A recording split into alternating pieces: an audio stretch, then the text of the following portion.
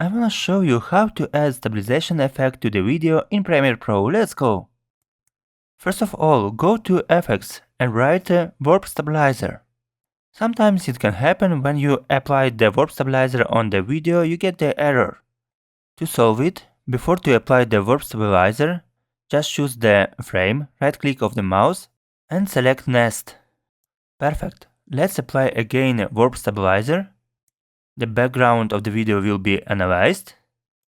Scroll down by the Effects control, Advanced, and by the rolling shutter ripple choose Enhanced Reduction. For the crop less, write 100. And here there is a result.